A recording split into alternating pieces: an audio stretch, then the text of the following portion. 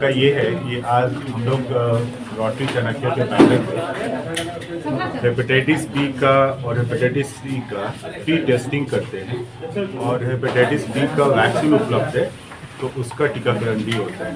तो ये प्रोग्राम सतत चलते रहता है और एवरी 28 को उसका कैंप भी होता है। बाकी दिनों में ऐसे भी टीका मिल सकता है और डिफरेंट जगह पे जहाँ भी हम लोग जाते हैं वहाँ कैंप करते हैं, स्कूल है, कॉलेजेस है वगैरह वगैरह। ऐसा करते हुए हम लोग का आज का दिन इसलिए इम्पोर्टेंट था कि आज हम लोग 1 लाखवां टीका देने जा रहे हैं, जो कि बहुत बड़ी बात है। अच्छा सर, आप बता रहे हैं कि 1 लाख टीका आज हो जाएगा, तो ये सिलसिला बहुत पहले से जारी है क्या? ये बहुत पहले से जारी है। एक्चुअली जो स्टार्ट हुआ था इसका 2005 में शुरू हुआ था।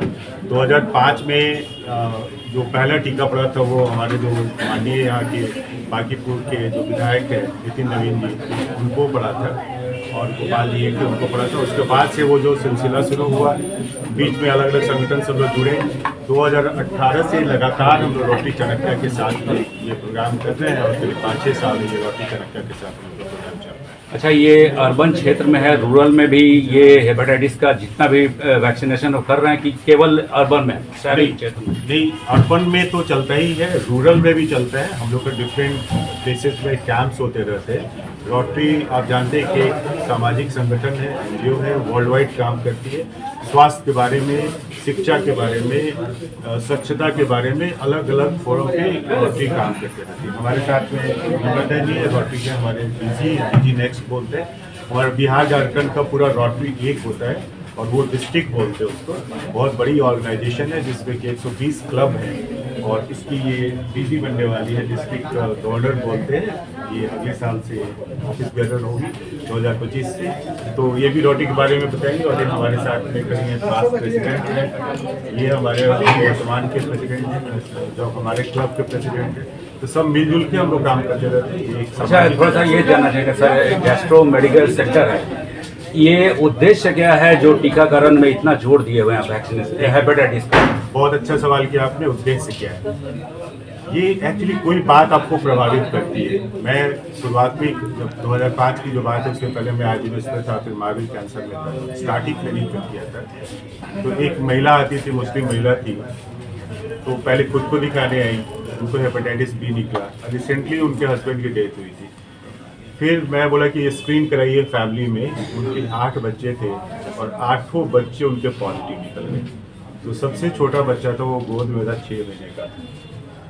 वो एक्चुअली आई ओपनिंग था मेरे लिए, क्योंकि हेपेटाइटिस में क्या है कि अगर बचपन में ये इन्फेक्शन होता है तो ये क्रॉनिक इन्फेक्शन में टर्न कर जाता है। अगर बचपन में हो रहा है तो 90% लोग का हेपेटाइटिस क्योर नहीं होता है। एडल्ट में अगर होता है तो 10 से 15% लोगों का हेपेटाइटिस क्योर हो सकता है, जो एक्यूट हेपेटाइटिस रहता है। बाकी 85 to 90% में क्रॉनिक होता है। तो ये देख के मेरा मन बड़ा ही अजीब लगा कि जो चीज़ प्रिवेंटेबल है, आज देखिए पूरे वर्ल्ड में करीब 40 करोड़ आपके 40 करोड़ मरीज़ है आपके इसके हेपेटाइटिस बी के, और करीब 4 करोड़ के अराउंड हेपेटाइटिस सी के मरीज़ हैं। इंडिया में करीब 40 लाख मरीज़ हैं आपके इसके हेपेटाइटिस सी के, और 4 करोड़ मरीज़ इसके हैं हेपेटाइटिस बी के। इतनी बड़ी संख्या में लोग इससे इन्फेक्टेड हैं और एक डेटा बताता है कि 1 लाख से ज़्यादा लोग हर साल सिर्फ हेपेटाइटिस बी से जिनकी मौत हो रही है। ये दुर्भाग्य है कि जो लीवर जो है ना, वो आमतौर पे उपेक्षित रहता है, क्योंकि बहुत स्ट्रांग ऑर्गन है और हमेशा वो साथ देने का कोशिश करता है। तो हार्ट के बारे में, कैंसर के बारे में, ये सब चीज़ों के बारे में लोग को जागृति रहती है, लेकिन लीवर के बारे में नहीं रहती, क्योंकि ये धीरे धीरे अपना गलते जाता है और आखिरी समय तक चाहता है कि हम आपका साथ दें। इवन इन्फेक्शन होने के बाद भी आपको 15 से 20 साल का मौका होता है कि अपने आप को आप पहचानें कि आपको हेपेटाइटिस है, और आप ट्रीटमेंट कराते हैं तो आपका हेपेटाइटिस ठीक हो सकता है। उतना भी लोग ध्यान नहीं देता है। 20-25 साल ऐसे ही निकल जाता है, फिर सिरोसिस में कन्वर्ट कर जाता है। सिरोसिस होने के बाद में करीब 10 से 15% लोगों को लीवर कैंसर हो जाता है और इस तरह से लोगों की डेथ हो जाती है। ये बहुत ही गंभीर मसला है कि जो डिजीज़ हम लोग प्रिवेंट कर सकते हैं उसको हम क्यों नहीं प्रिवेंट कर रहे हैं। और अभी यहाँ जो पेशेंट बैठे रहते हैं, रोज़ का हम लोग का डेटा है कि 7 से 10 हम लोग हेपेटाइटिस बी और 1-2 हम लोग हेपेटाइटिस सी का मरीज देखते हैं। इतनी जागरूकता जो हम लोग प्रयास कर रहे हैं, सरकार भी कर रही है। अभी तो मिशन ही है सरकार का हेपेटाइटिस बी पे, वो अभी मिशन में आ गया है जिसको एरेडिकेट करना है।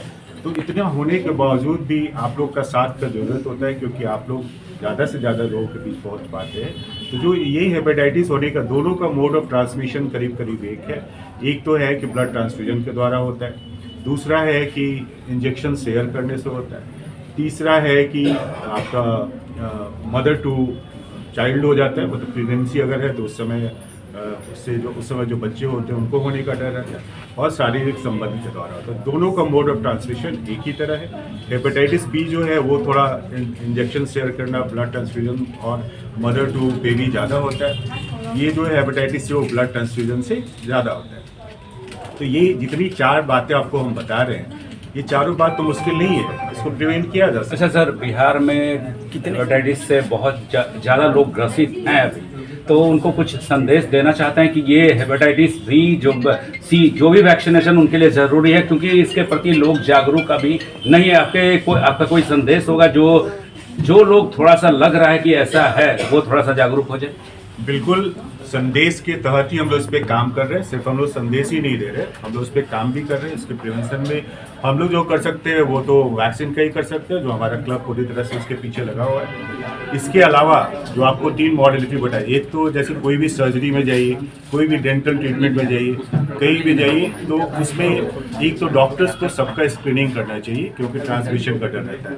टैटूइंग वगैरह ये सब जो फैशन में आजकल कराते हैं, वो सब में ध्यान देने की जरूरत है, उससे भी ट्रांसमिशन होने का डर रहता है। जो भी प्रेग्नेंट लेडी हैं उनमें हेपेटाइटिस बी और सी का स्क्रीनिंग करना मस्ट है, वो जरूर कराना चाहिए।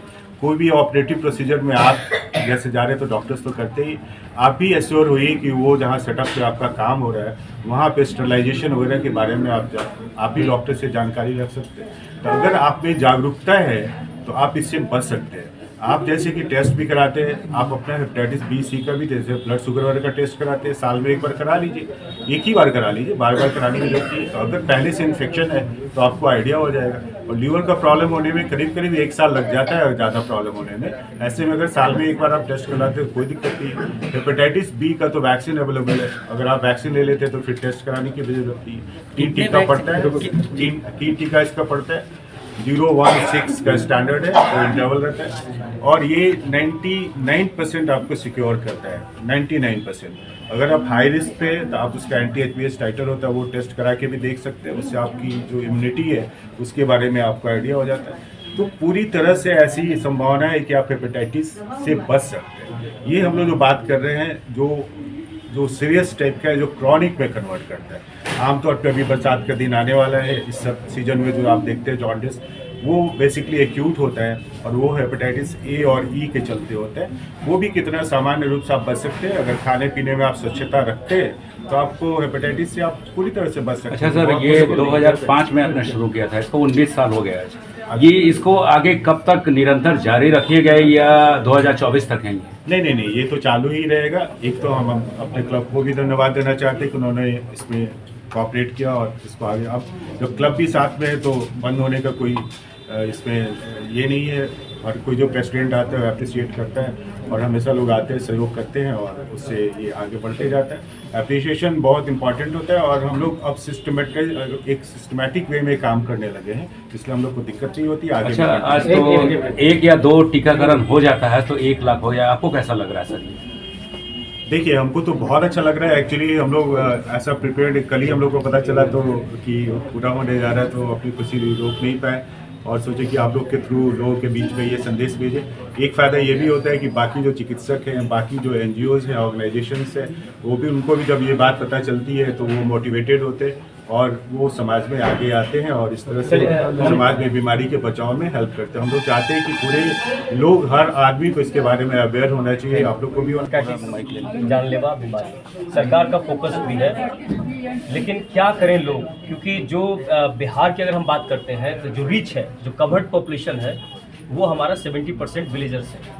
तो ऐसे में मेरा सवाल ये होगा कि गांव के जो बेहद गरीब तबके, यानी कि जो ग्रामीण स्तर पर लोग हैं, इस बीमारी से कैसे बचें? सबसे पहले तो मैं डॉक्टर मनोज का धन्यवाद करूंगा, जो इतना लंबा इन्होंने इस प्रोग्राम को चला रहे हैं ये, और निस्वार्थ भावना से एकदम, मतलब कोई भी आ जाए इनके पास और किसी समय 28 तारीख तो एक डेट फिक्स है ही है, लेकिन किसी भी दिन महीने में अगर इनके पास कोई आता है तो उसको वो टीकाकरण होता है।